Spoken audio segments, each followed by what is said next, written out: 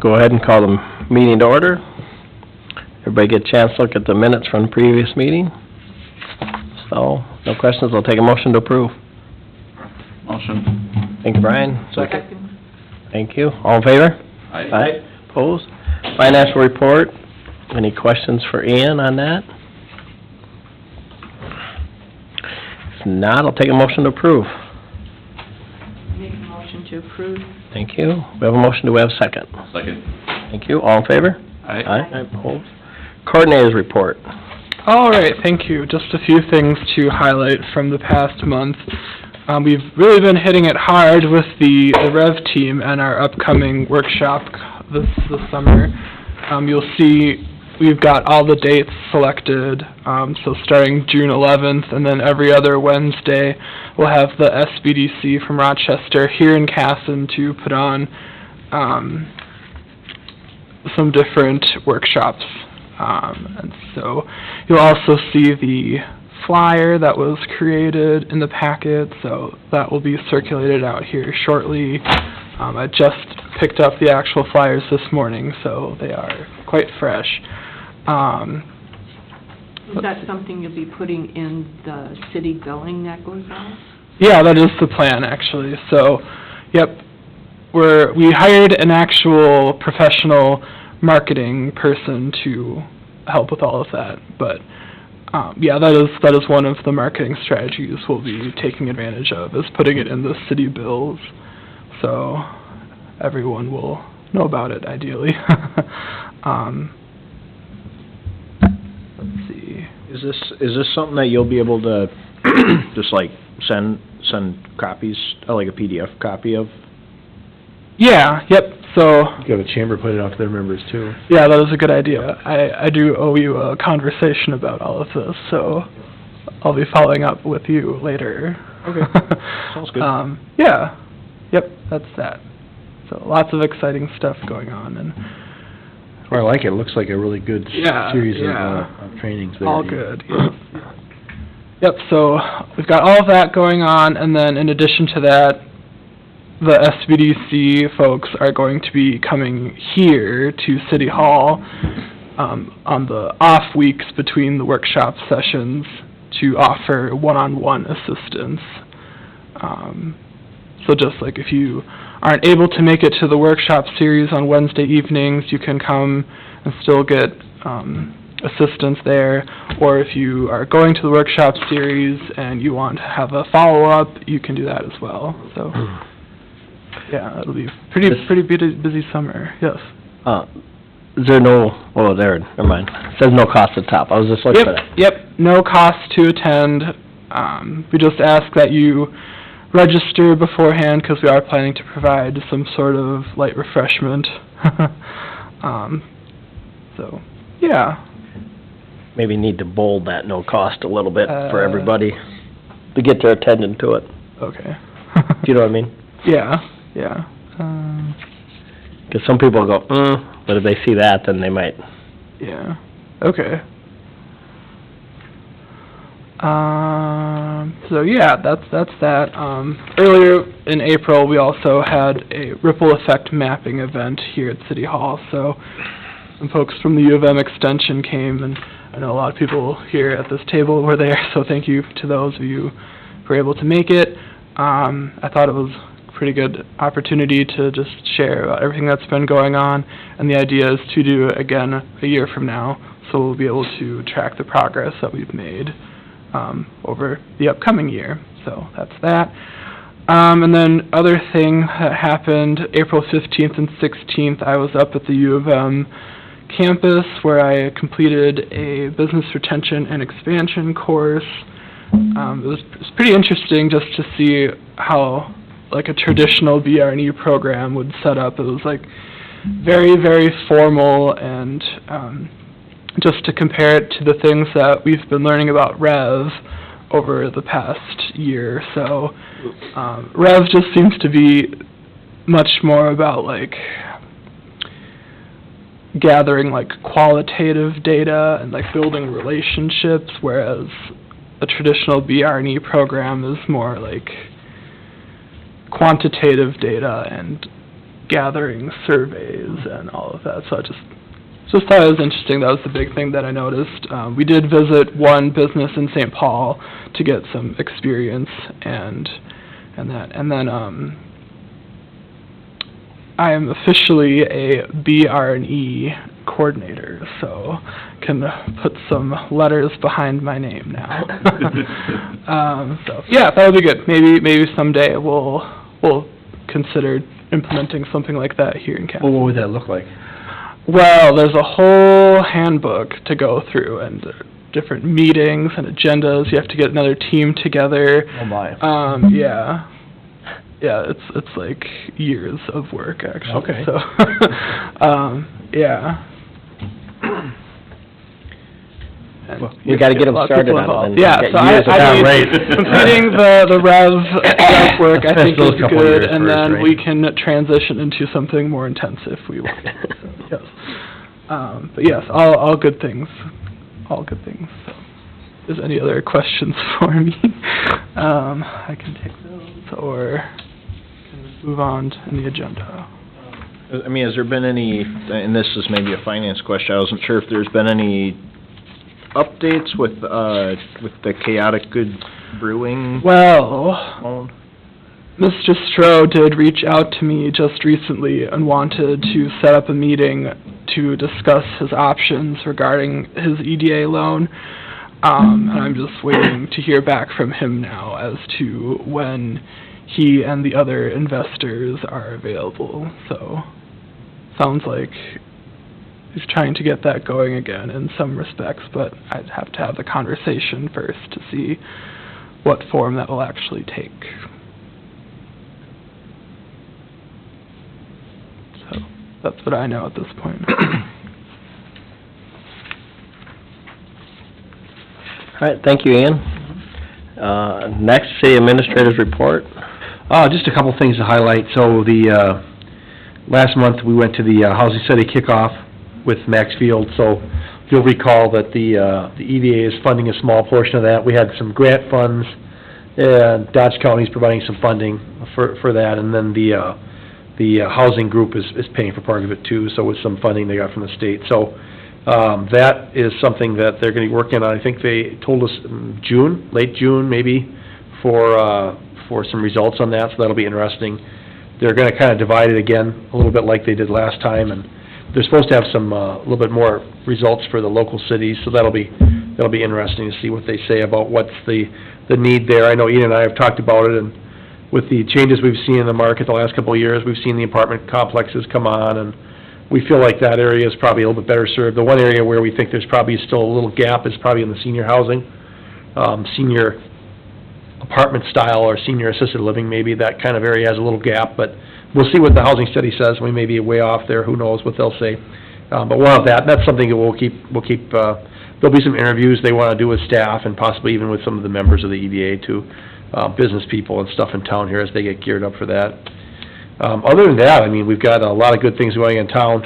All of our street projects are, kind of bid out now. We have the Southwest Reconstruct going, and that's hopefully not affecting too many people with traffic. It's kind of a little bit more of a residential neighborhood, than 57 was. But the Water Tower project is going to get going, and then the downtown project and the 8th Avenue project is also scheduled to start here in a couple of weeks. So a lot of work this year. 16th Street, a lot of people still ask me about that, and we did get a grant for that, so we are looking at that. I think they're at 65% with their plans, so I think that'll probably be bid out later this year. It's a pretty simple project. Realistically, it's just a curb and gutter and road. There isn't any utilities with 16th Street, so we're anticipating that Hazeltine or one of the other companies that's in town this year will probably give us a favorable bid for that when we go out for bids.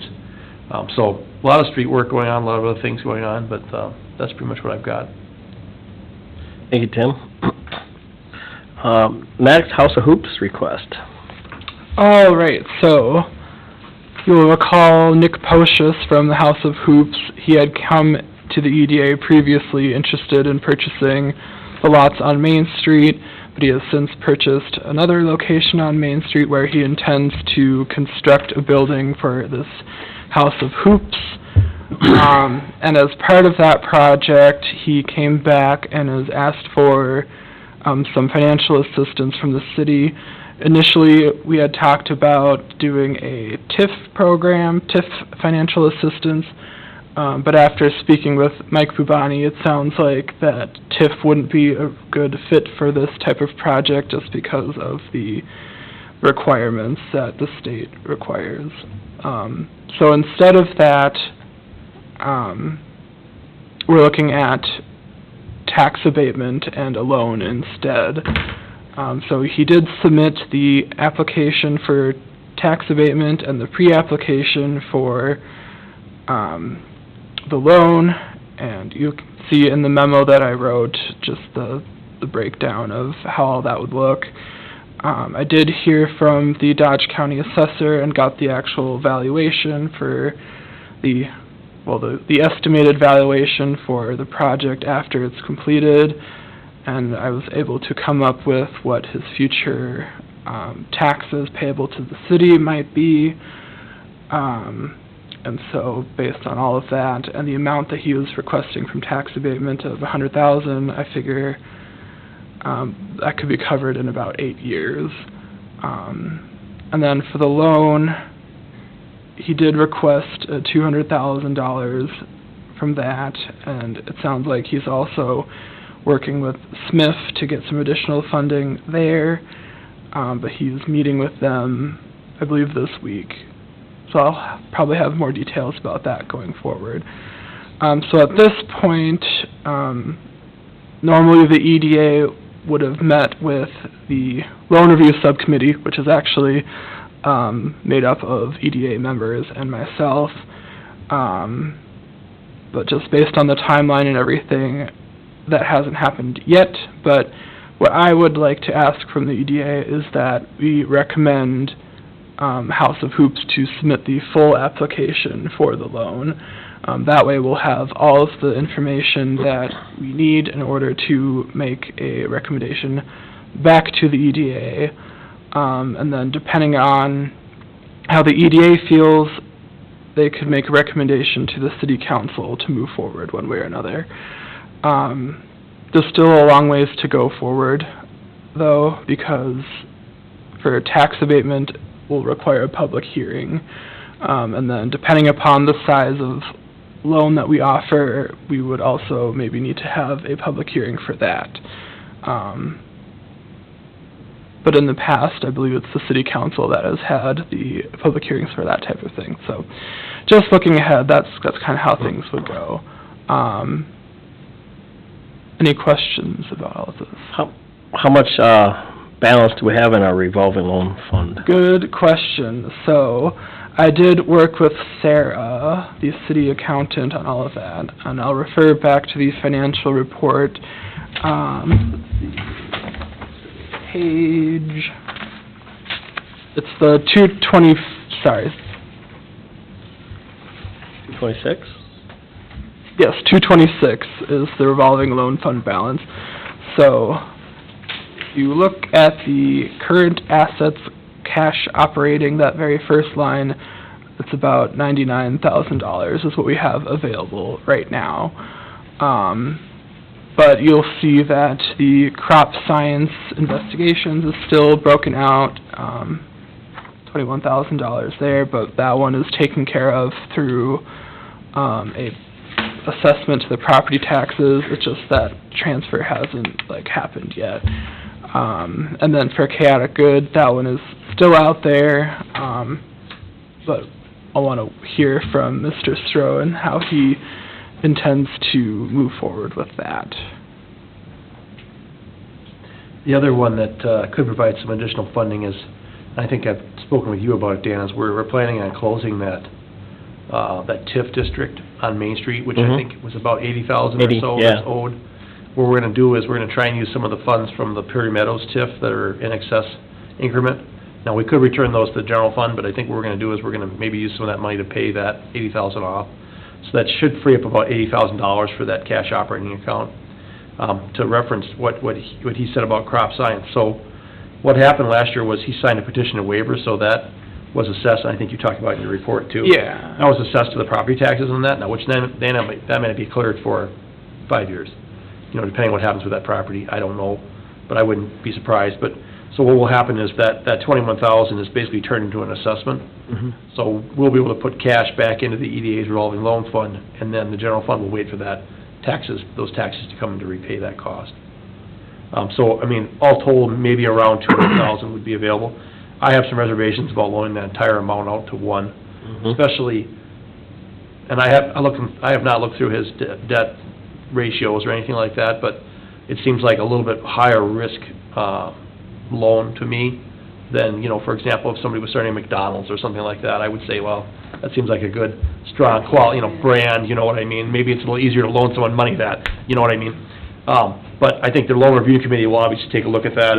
I mean, we always try to be the last money in. We want the banks to do their part, and we want the other groups to do their part. Now, that means that sometimes we're the third place on the loan, too, but it also, I mean, we're supposed to be gap financing, so, I mean, I think 200,000 is about what we have on hand right now that we could loan out. It seems like, to me, we would probably want to do a lower amount than that for that House of Hoops. But I also don't want to be the person that stops a business from being successful in Casson either. So obviously, that's up to you guys and what your recommendations, or the loan review committee and then the EDA board, what they would want to do, so. So anyway, about 200,000 is where we think we kind of have cash-wise, so. I also see that we have a report, on the page 225, EDA FedMyth, with cash operating of 171. I'm not sure what that is. That's the Minnesota Investment Fund? Yeah, what I'm wondering is, like, do we have 171,000 in revolved MIF funds right now, or? No, the way that works is with the, SEMCRA folks, and they are the ones that use that money for their own projects. That's kind of separate out. That's, okay, all right, okay. So that's. It's on our books, but it's not really money that we can necessarily use for something like this. Yep, I got it, okay. I was gonna say, there's a certain with Minnesota Investment Fund, I thought there were certain categories that would have potentially worked for this, but it Yeah, I sounds mean, I like think this when those one- monies were received, the EDA at some point in time decided to assign those to the SEMCRA for those programs. So, those aren't available for us to use Right, this time, yep, so. yep. I mean, I can check with Sarah and see if there's any interest or something that could be used off of that, but I don't know.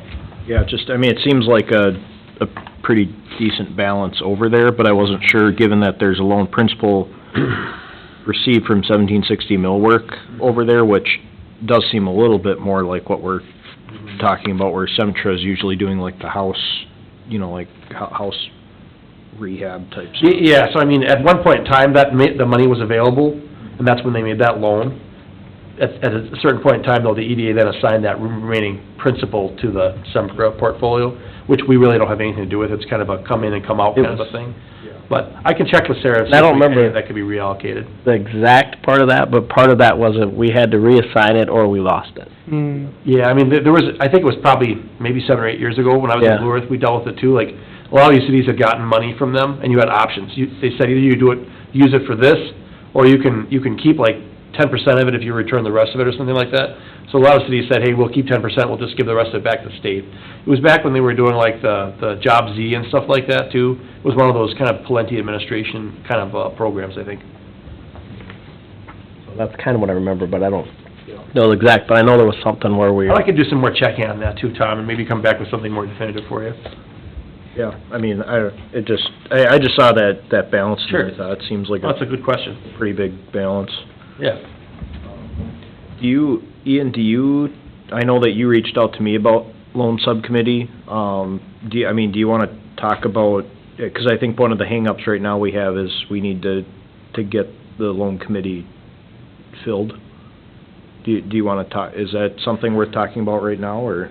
We could. So I also reached out to Brian, and he has let me know that he is interested in also being on the loan review subcommittee. So from a subcommittee standpoint, I do feel that we have enough to Okay. like actually form a committee Okay. and move forward now. But that was a new development. Do we need to make a motion as an EDA to formally accept people as subcommittee members, or no? I don't think you have to. You can if you want to. Never have. Right. There's no like I think historically it was Janice Hard and, commitment. Dan, were you on it Yep. before? Yeah, before you were the mayor. So, it's up to you guys if you wanna make a motion, otherwise, if somebody else is interested, I mean, the tough part is when it gets to be too big of a group, schedules, you know how hard it is with any Yeah. scheduling, so. Yeah, yeah, good point there. So going forward, I'll follow up with Mr. Pocius and have him complete the actual full application. And once I get those materials, then I would want to share those with the subcommittee, and then a couple of days later, maybe we'll find a time to all get together and discuss it, so. And then would you be able to forward our existing loan policy to me and Brian? Yeah, For yep, instance, I review. can absolutely do that, yep. And just refresh my memory, do you, I'm hoping you do, but do you require a letter from a banker indicating that they are pre-approved for their initial amount that they are getting? Yeah, I think that's one of the items that they would be submitting for the full application. I didn't see that with crop science one. We So I did just we wanna got a make letter, sure. we got a letter from People's Co-op, because their loan was through People's Co-op, it was through their, federal, remember what that was, Tom? Some They didn't get it from a bank, they got it from It's their, from People's Co-op. There's There's that some rural USDA. like, I think it's rural development does those co-op. yeah, because loans. they got, People's was like the facilitator, and we got the letter from People's saying, yep, here's the loan, we got it all, I mean, obviously People's is in a lawsuit with them too, now, because it was a much larger, that was, I don't know, over $1 million, I think. That's the reason I'm asking that. Well, yeah, I mean, so in that case, like, we wouldn't have got it from a bank because there wasn't any banks involved. It was through the People's Co-op and the rural development. But yeah, normally, I think that's typically part of the package. And we haven't actually had a loan for a couple of years, No, so. I think this would be the first one where I'm actually like going through the full, like Process. start to finish. Yeah. So when you use all those funds, say it's $200,000, how long until you have more money to support another business if it's necessary? Like- Sure, I mean, so the way that typically works is that, the loans, the interest goes into that fund, and that's what you'd want to have pay for another loan. So, I mean, it does Yeah. take a while, we don't have a huge cash balance, and what's happened over the years is, sometimes we take write-offs, and so you do lose some money there, and sometimes we have good payers. Right now, Mr. Lonzo's paying pretty steadily on his, and I mean, that's money that we'd be able to loan out again then. It's a small portfolio. Obviously, we only have a couple loans that are active right now, but that'd be, at some point in time, the city might say, okay, well, we're gonna assign a certain amount of value. For example, like the $80,000 from that TIF, if I'm assigning it back, that isn't necessarily how it has to go, but that's what I'm trying to do, because I wanna give us a little bit more cash in that fund. So is that, is the Alonzo receivable, the 60,000, is, as he pays back his balance, is that going then down into this, filling out this 99,000 then on the 226? That's right. Yep. Okay. Okay. Got it. All right.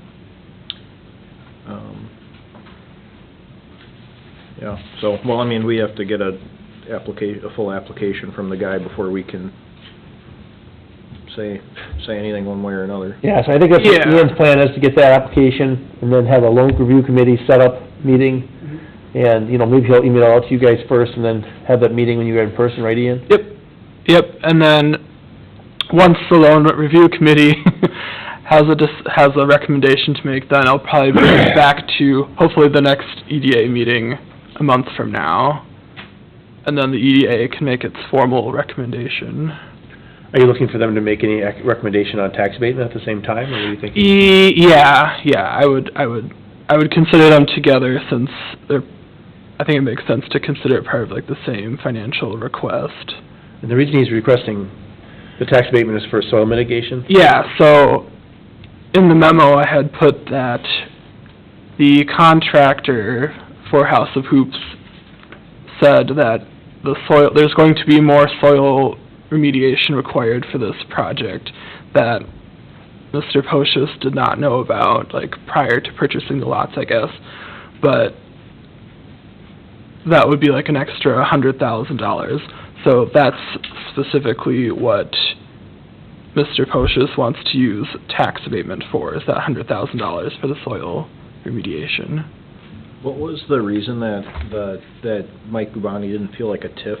And which type of TIF was he? Well, I'd asked about a few different types. Economic development doesn't work because it's not like the right type of use. It has to be like a warehouse or manufacturing, something like that. I had specifically asked about the soils one, but there has to be like some sort of actual like contaminant pollution going on. I was wondering about redevelopment. And redevelopment doesn't work because there has to be like an actual structure there right now. It can't just be like a vacant lot. Soils remediation from a brownfield scenario. Yeah, that doesn't work.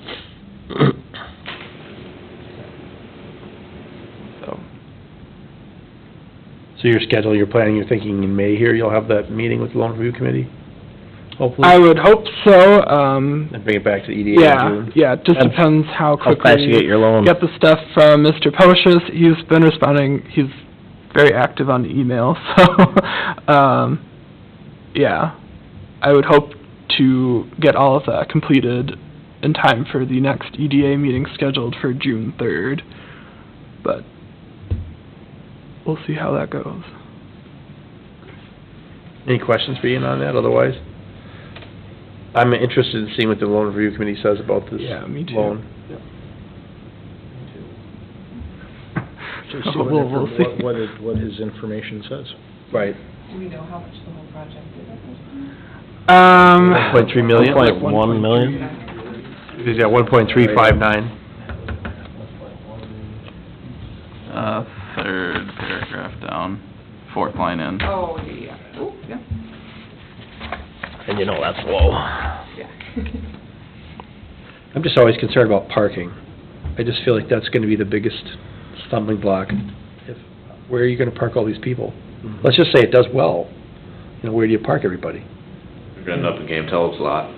That's Well, what's gonna I happen. mean, I think there was one that was for sale. Yeah, right across the street from us, or on the same block. Right, which I think that, yeah, I think they were asking more than I wanted to pay, because Yeah, I think the they city reached was out to us, too. contacted about it, so. Or they're gonna park behind the Legion. Well, and if people are willing to walk, I mean, I don't have a problem with that. That one right? or the liquor They store should, I parking mean, lot. it's 2 blocks, it should be, you know, for these young, active kids playing basketball and everything, you know, but I just, you know, so all he said, I'm interested to see what they come up with and the financials, because profit loss and how this will all pan out. It's not a business concept that of course, that 507 gem, I wasn't quite sure on that either, you know, I mean, in terms of how that, you know, how that pencils out, you know. But in that case, the business actually doesn't own the building. Right. And that means that there's a little bit less initial overhead for them. They can pay it off over a longer period of time, which is the benefit of leasing or whatever, as opposed to having $1 million in the hook right away, you know, so. And you asked about the chaotic good. No, so we have been contacted by him, Scott, and a couple other things. I mean, I think he is looking for investors. So it sounds like they're gonna try and get the business back up again. He had asked us about changing his licensing over from a brewery to a brew pub, which would require a change. It is a different type of a license, and I think there's a bigger food component to that than there is. Also, be serving other beverages there, not just his own. In fact, he wouldn't be able to brew anymore on his site unless he has, I don't know, maybe he can get both licenses, but just a brew pub license doesn't allow you to actually, you know, brew. It's like a restaurant then. So, we did have a notification from the state too that we could not allow him to operate without guidance from the Department of Revenue. There were some issues there with the Department of Revenue in his business that they had to be fixed at the state level before they would allow him to operate too. So, you know, we are keeping an eye on that, so. Okay. Thank you. Next is our TIF plan discussion. All right, so included in your packets is a draft of a actual TIF policy that Tim and I had talked about wanting to be able to use. You know, we get requests for TIF, you know, every so often, but it's good to have an actual document to refer to that just kind of lays out the whole process and things that we are looking for, and, you know, the various policies that we would like to utilize when we actually make the decisions. Let's see, so it's fairly standard, I would say. If you go through each of the sections, it talks about all the different uses that we'd be looking for, so you'll notice it doesn't necessarily highlight housing very much, which I think is good, and we've talked about that here at this group, is kind of redirecting some of the energy maybe towards commercial industrial development instead of housing. Lately, most of our TIF requests have been for housing, but going forward, I think we could see a change in that. Let's see, and then it talks about different statements that we would be looking for, getting to more of an actual application. So some of these things would be things that we would have seen otherwise, but it's just good to have it in a single cohesive document that we can send out to people and put on our website. That way, the information is all out there earlier. Yes? On number 3, I think that should say tax, not tax. Right on the Yep. very... Yep, you're right. Oops. Yep. I was trying to figure out what that meant at first, and then Yeah. I read the rest of it. No, it should be tax increment financing. Good, I assume good this is a catch. rough draft. Yeah, rough draft, so not like the final version by any means. So if any of you have any other comments about it, if you've read through it at all, we can talk through each of those, or else just wanted to get this out to the group. Anything?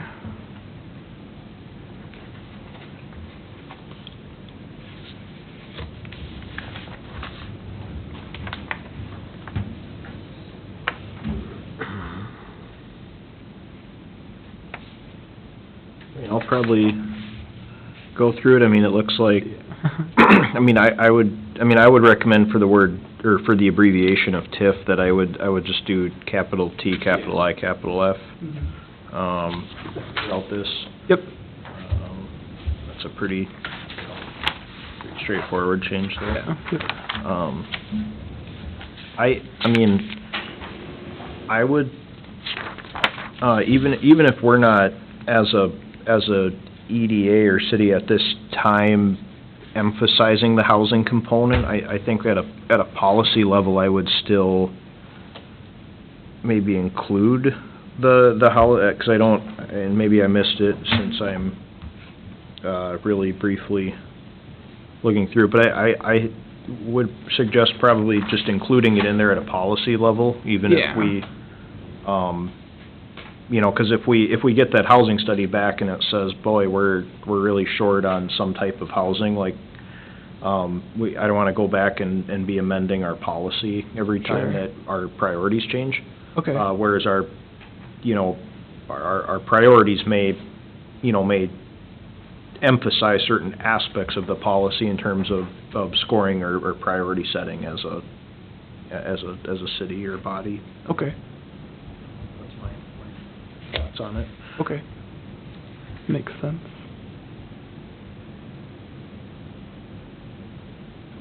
Any other comments?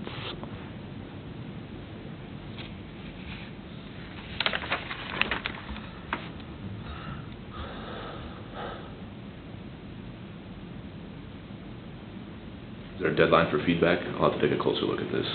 No deadline. I mean, this can be amended at any time. We'll have it on our agenda for next month too, Yeah, just, if you see something, or if you Refer back to it, think about yeah. something, that housing one's that's a good point, we could certainly add a bullet point there. Yeah. Yep. We did tend to try focusing a little bit more on commercial and industrial than the housing, but yeah, we could definitely have that added in, because you're right, when that housing, study comes back, it'll probably have some interesting, things for us. I don't think it'll change much since the last one was done for our area. I suspect it'll actually be pretty accurate for, last time they divided it in the western part, the central part, and the eastern part, and I think that's probably gonna be the same case. The western part's not seeing a lot of action, Claremont, West Concord's pretty minimal. Maybe they'll say, hey, yeah, you could put a fourplex or two in, which is probably true about any place. And Dodge Center, I don't know what they'll say there, but then I'm guessing most of the action is on the eastern third of the county, but yeah. I would agree with that. I just think and if we want to have a, some kind of, either reference more of like a, if we wanna have like, reference like some kind of more like active work plan that we might adopt as an addendum to the policy, like, I just think if we're amending if we have to amend the policy itself all the time, that it starts to take away, I think, from the fidelity of the policy itself. Okay. Which I think that the housing is just an eligible use that, you know, I mean, 10 years from now, maybe we swing back around and emphasize. Yeah, I mean, I don't think there's anything in the policy currently that would eliminate housing as an option. It's just not necessarily focused as much on housing. Well, it just says established uses for tax increment financing, and I think if it was in there, I missed any reference to housing, like the housing portion of TIF, unless I mean, to increase the local business and market potential, you could make an argument that housing plays into all these criteria, really. I mean, to redevelop lighter, underutilized areas of the community, I mean, those... Right, it's an extrapolation, I guess. Sure. I would just say that, But you want to directly reference I would housing just say that someplace. it's an eligible use, Yeah, that's all. that's fine. Yep. It I think is eligible. Yeah.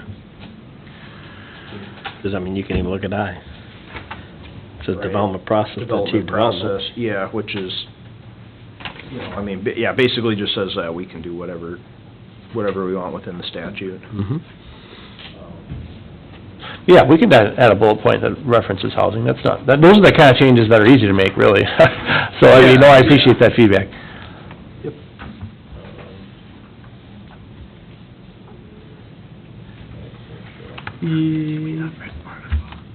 Well, if everybody gets a chance to read through it, and Yeah. between now and next meeting, send Ian some more updates, I think it'll be the easiest. Oh, No worries. okay, yes, thank you. And check in your packet electronically, because I'm not sure if the last page of it printed off in the packet, the paper packets. Oh, yeah.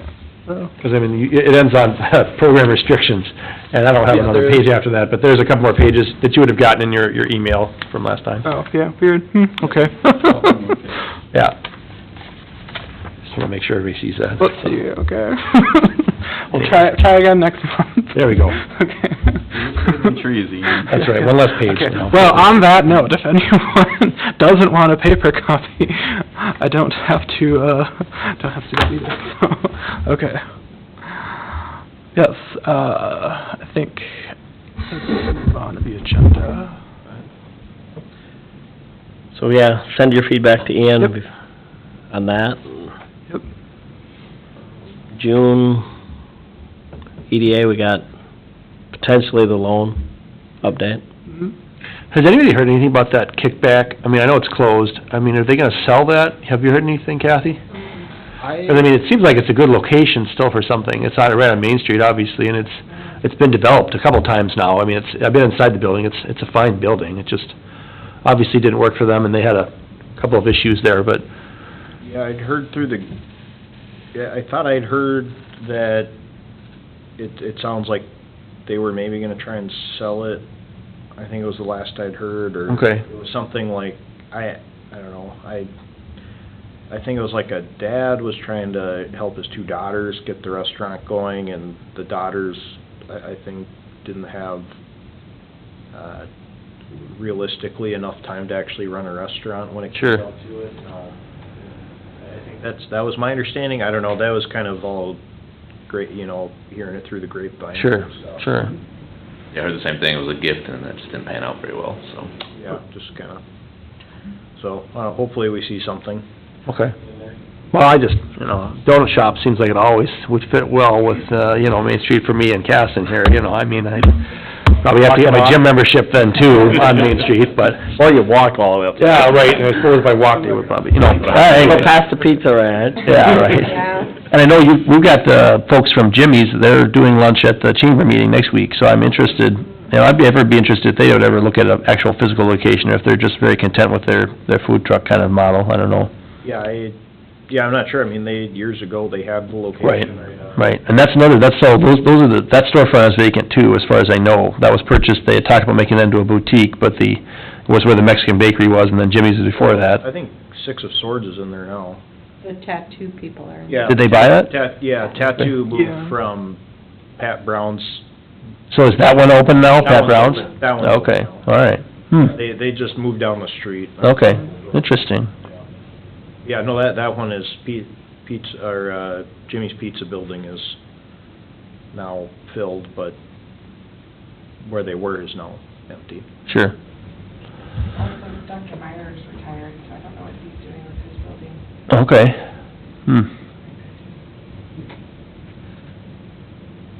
Well, it's always interesting. I appreciate the EDA, sometimes you guys hear things before I do, so. Yeah, so we've got a few things for June, otherwise, if something else comes up, we'll certainly bring it to you. And if we don't have information, you know, if we don't have that loan stuff ready, we might look at just not having a meeting, because if there isn't content for you, we're not gonna, it's summertime, people wanna go on vacation, I understand that, so. Right, Ian? I don't have anything planned yet. No, he doesn't have anything planned, that's the most important thing, right, Ian? All right, with that, I will take a motion to adjourn. So moved.